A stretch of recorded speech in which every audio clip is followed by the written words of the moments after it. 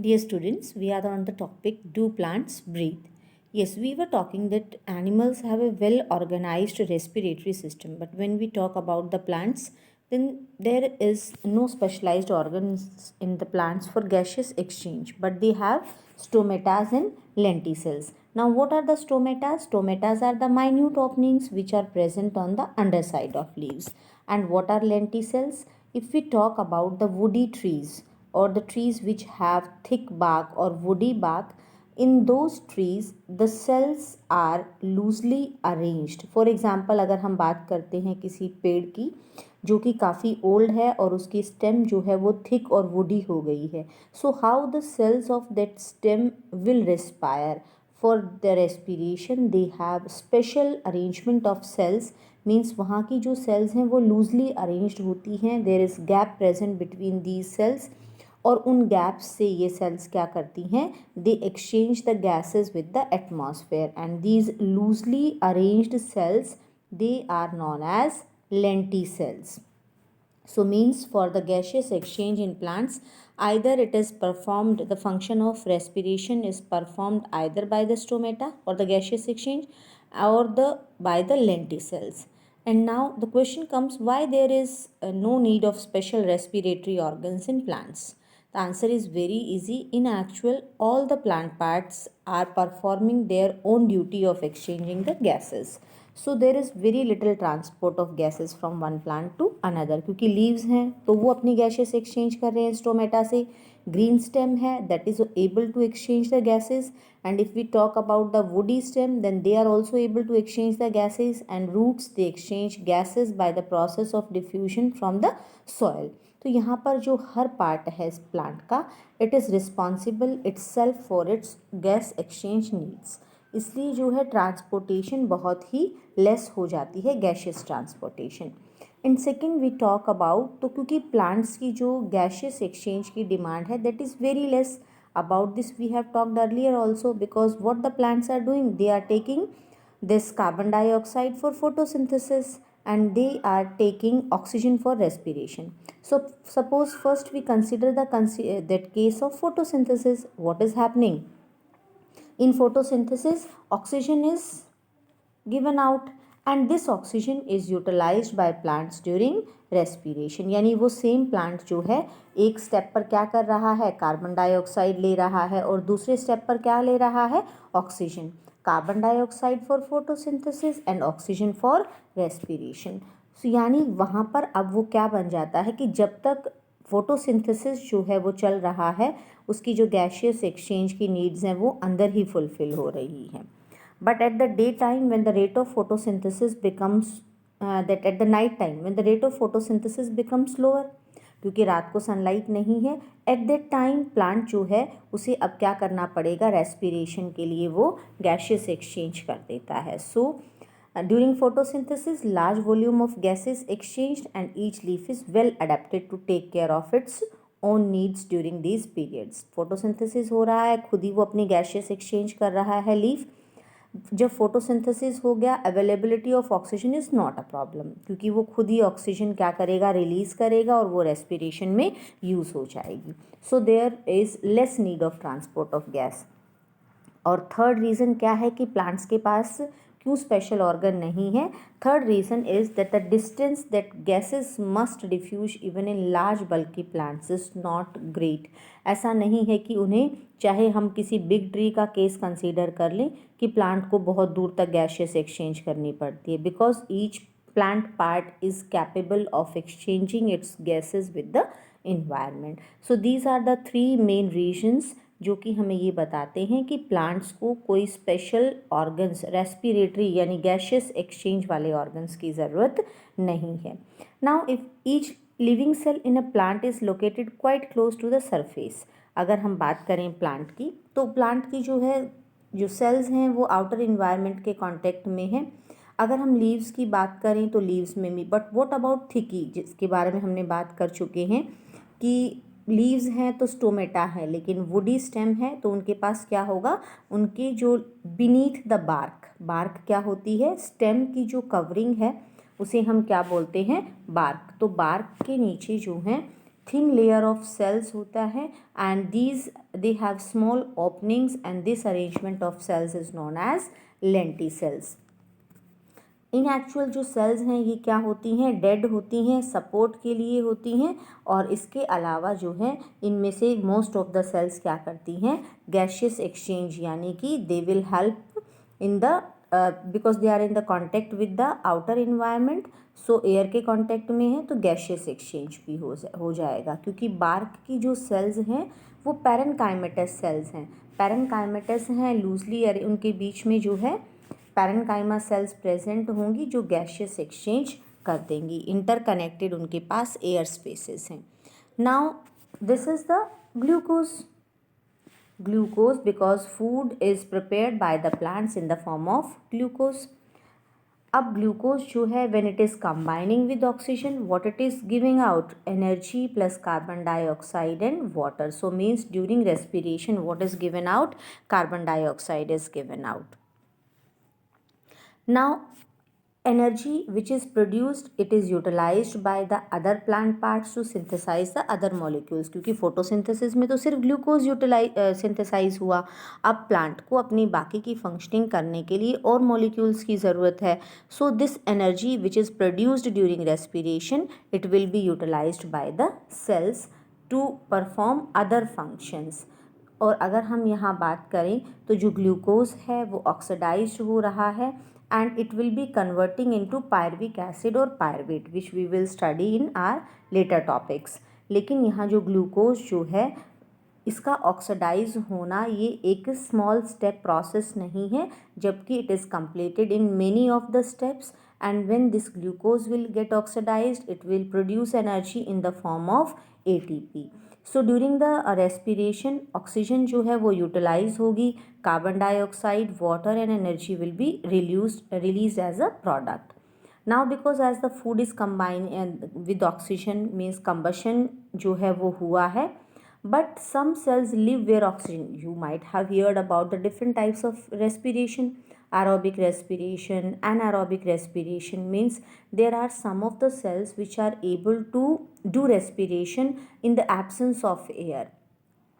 तो इस तरह की सेल्स जो हैं वो किस तरह का रेस्पिरेशन करती हैं, anaerobic respiration. And if we talk about the human body, then in the human body also there are muscle cells, और muscle cells because of any emergency situations क्या करती हैं, they start doing anaerobic respiration. तो यहाँ जो respiration हो रहा है that is taking place when the lack of oxygen is present with the muscle cells. लेकिन कुछ सेल्स ऐसी हैं जो टोटली ही एनारोबिक कंडीशन में रहती हैं, मीन्स विदाउट एयर जो हैं वो क्या करती हैं, अपने फूड से एनर्जी रिलीज़ कर लेती हैं. तो वो कंडीशंस क्या कहलाएंगी, anaerobic conditions. Means plants and animals they are doing aerobic respiration. Those organisms which are in the need of air or oxygen for producing energy from their food, those organisms are called as aerobes. और जिनको air की या oxygen की ज़रूरत नहीं होती अपने food से एनर्जी प्रोड्यूस करने के लिए, उन ऑर्गेनिजम्स को हम क्या कहते हैं, anaerobes, and the process is called as anaerobic respiration.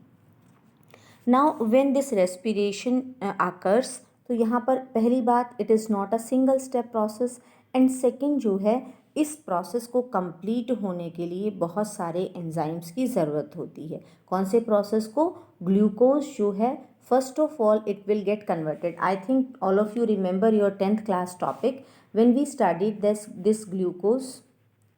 When it gets oxygen what will happen, this process is called as respiration. और रेस्पिरेशन के अंदर जो ग्लूकोज है वो क्या कर रहा है, ब्रेक डाउन हो रहा है, and what it is producing, it is producing energy. Now this glucose first of all it will enter into the cell. So it is a cell. Now glucose will enter into the cytoplasm. Cytoplasm क्या है, outside the nucleus and inside the cell membrane. This portion is called as cytoplasm.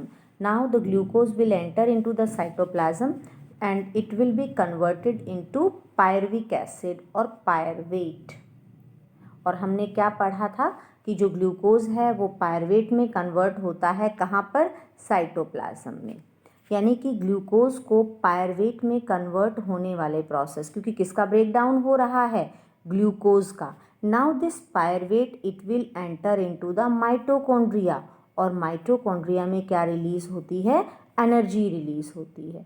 So first we will read our first step, that is when glucose is converted into pyruvate और pyruvic acid. और जब glucose जो है pyruvic acid में convert होता है, this process is called as glycolysis. Glyco means glucose and lysis means breakdown. So breakdown of glucose and it will be converting into pyruvic acid, and this process is known as glycolysis. Now we will study about the steps of glycolysis. Glyco means glucose and glucose is standing for sugar, and lysis means splitting or breakdown. And who gave the scheme of glycolysis? It was given by Ambeden, Meyerhof and Parnas. So it is together called as Ambeden-Meyerhof-Parnas experiment, or it may be called as EMP pathway. E for Ambeden, M for Meyerhof and P for Parnas. So these three persons, they gave about the scheme of glycolysis. And what is happening during glycolysis? Glucose is breaking down and it is converting into pyruvic acid. Now if we talk about the anaerobic respiration or anaerobes, तो वहाँ पर तो क्या होगा, it is the only process in respiration. Glycolysis occurs in the cytoplasm of the cell and is present in all living organisms. जैसा कि अभी हमने पढ़ा, ग्लूकोज पहले एंटर करता है सेल के साइटोप्लाज्म में और वहाँ पर इसका ब्रेकडाउन यानी ग्लाइकोलाइसिस होता है. Now this glucose undergoes partial oxidation to form 2 molecules of pyruvic acid.